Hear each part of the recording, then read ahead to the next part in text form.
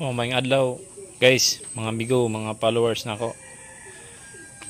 So, nandito tayo ngayon, may aayusin tayo. Kung ikaw ay naka Skydrive Sports, so ito yung madalas issue ng Skydrive Sports. So, puntahan natin ngayon dahil nagluloko yung motor. Tsaka papakita ko din sa inyo yung kailangang palitan para maging aware tayo sa sira ng mga ibang parts, kasi madalas ganito yung issue Tara! So ito na yung ating Skydrive Sports. Yan. So ilang beses na ako nakasalubong ng ganitong issue ng Skydrive, na yung bigla kang namamatayan. So dito, buksan muna natin tong pinaka fuel pump. Check muna natin. Kasi hindi pa daw ito na papalitan ng filter. So ito kaagad yung iniisip ko. Tanggalin rin itong cover. Yan.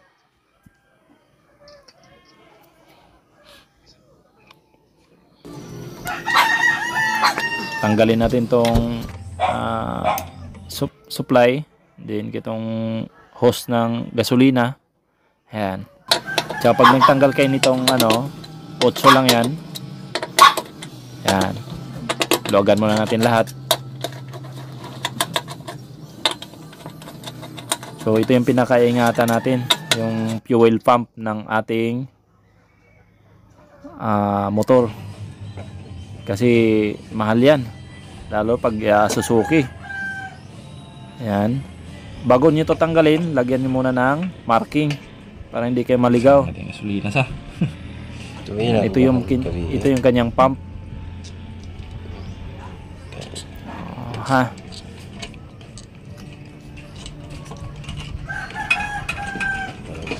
Yung kanyang pump. Okay. Kung mapapansin nyo, yung filter napakaitim. Kinumpara natin dito sa bago. So ito talaga yung problema nitong mga Skydrive. Pagka sobrang dumi na, hindi na nakakahigop ng gasolina. Kaya prone to sa sira ng ating pump, yung pinakamotor ng pump natin.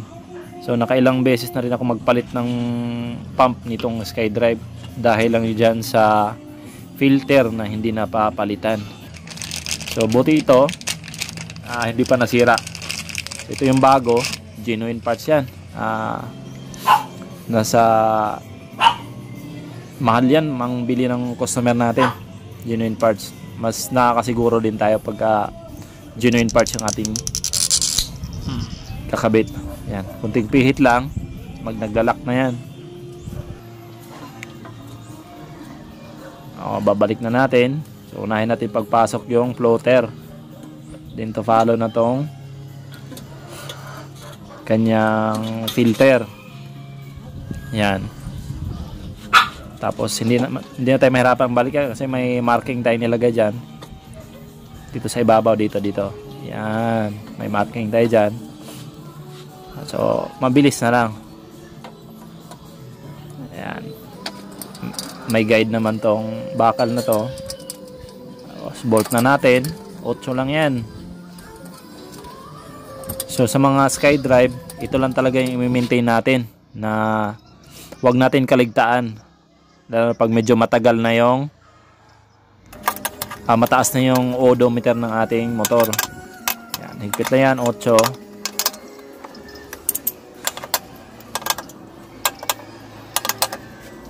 Wala mo solo balik. Yan, kabit natin tong hose ng fuel hose ng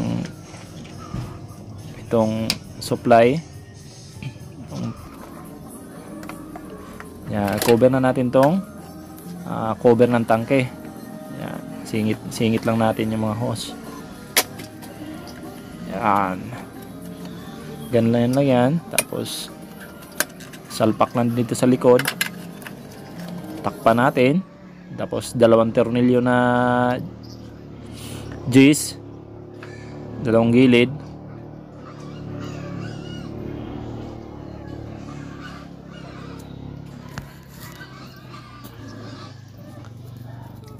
So yun, ganun lang. 2 Gs lang yan. Then testing natin, buksan. Start natin. Okay. Hindi na siya mahirap paandarin. Saglit na lang siya. Ayan. SkyDrive. Ang udo pala nito guys is nasa 38,000 na. Ngayon lang napapalitan. Okay.